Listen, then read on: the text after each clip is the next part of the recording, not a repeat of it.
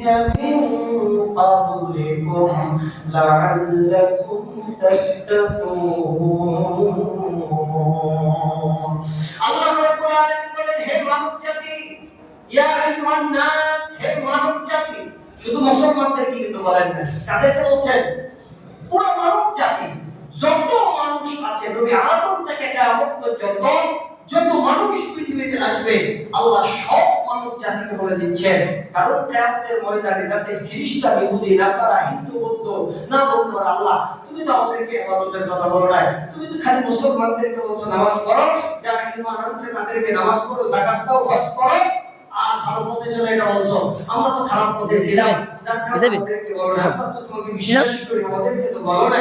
আল্লাহ পাক এই জন্য পুরো মানব জাতি বলছে বাবা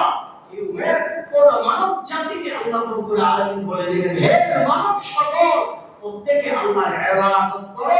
কেননা তোমাদেরকে আল্লাহ সৃষ্টি করেছেন তোমাদের পূর্ববর্তী যারা আছে তাদেরকেও সৃষ্টি করেছেন কে আল্লাযীনা মিন ক্বাবলিকুম ওয়াল্লাযীনা মিন ক্বাবলিকুম আল্লাহ তোমাদেরকে যে আল্লাহ সৃষ্টি করেছে এবং তোমাদের পূর্ববর্তীদেরকে যে আল্লাহ সৃষ্টি করেছে ওই আল্লাহর ইবাদত করো চিৎকার করে বলে আল্লাহুম্মা আমিন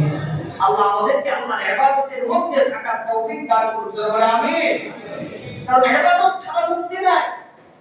আপনি আল্লাহর দাসত্ব ছাড়া মুক্তি পাবেন না আল্লাহর গোলামি ছাড়া মুক্তি পাবেন না যার কারণে আল্লাহ পাক সূরা আলে ইমরানের মধ্যে 31 নম্বর আয়াতে আল্লাহ বললেন ইন কুনতুম তুহিব্বুনাল্লাহা ফাত্তাবিউনি ইউহিব্বুকুমুল্লাহ ও নবী আপনি জানিয়ে দেন পৃথিবীর মানুষগুলোকে জানিয়ে দেন আপনার উম্মতদেরকে জানিয়ে দেন আমি আল্লাহ যে ইবাদতের শিক্ষা দিলাম আমি আল্লাহ যে ইবাদতের ঘোষণা দিলাম নির্দেশনা দিলাম এই ইবাদতটা কেউ যদি করতে চায় আমি আল্লাহর ইবাদত করতে হলে আপনি রাসূলের দেখানোর পথে করতে হবে জোরে সুবহানাল্লাহ আল্লাহর ইবাদতের উদ্দেশ্য কি আল্লাহকে পাওয়া ঠিক কি না আল্লাহকে ভালোবাসা আল্লাহর জান্নাতে যাওয়া আল্লাহর জাহান্নাম থেকে মুক্তি লাভ করা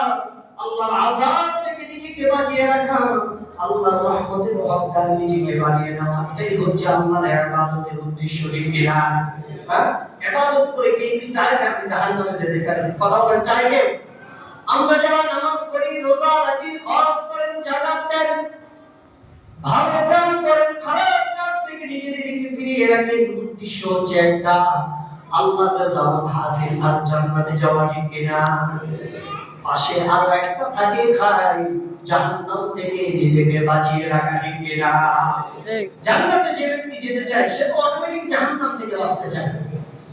আল্লাহকে যে ভালোবাসতে চায় অটোমেটিক শয়তানের সাথে শত্রুতা পোষণ করতে চায় নবীকে যে ভালোবাসতে চায় শয়তানের সাথে শত্রুতা পোষণ করতে তার অটোমেটিক হয়ে যায় কারণ আল্লাহর ভালোবাসা আর শত্রু শয়তানের ভালোবাসা একত্রে হবে না আপনি আল্লাহকে ভালোবাসলে শয়তান আপনাকে শত্রু মনে করবে আল্লাহ পাক কোরআনের মধ্যে বলেছেন ইন্নাশ শাইতানা লিল-ইনসানি আদুউম মুবিন আল্লাহ রাব্বুল আলামিন পৃথিবীর মানুষকে জানিয়ে দিচ্ছেন যে পৃথিবীর মানুষ শয়তান কোনদিন তোমার বন্ধু না শয়তান হলো তোমাদের প্রকাশ্য শত্রু ঠিক না প্রকাশ্য শত্রু শুধু শত্রু না গোপন শত্রু না আমরা তো জানি শয়তান গোপন শত্রু কিন্তু আল্লাহ বলেন প্রকাশ্য শত্রু শয়তান তোমাদেরকে নাফরমানিতে লিপ্ত করায় নামাজ থেকে ফিরিয়ে রাখায়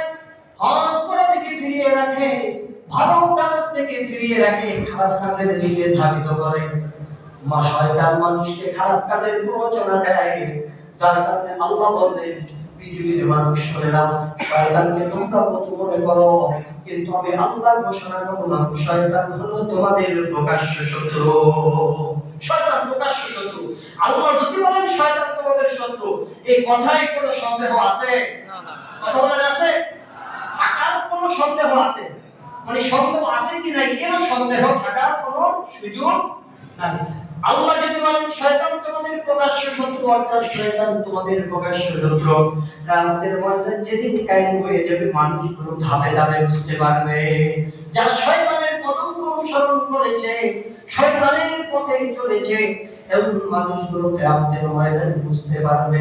কারণ তারা সেদিন শয়তানকে তাদের পাপ কাজের ভাগীদার বানাইতে চাইবে। এই যে মানুষ মানুষকে হত্যা করে, তার প্রচারণা করে, শয়তানের প্রচারণা করে, জিনা করে শয়তানের প্রচারণা করে, চুরি করে শয়তানের প্রচারণা করে, ব্যভিচার করে শয়তানের প্রচারণা করে, সব যত আকাম কুকাম আছে সব শয়তানের প্রচারণায় পড়ে।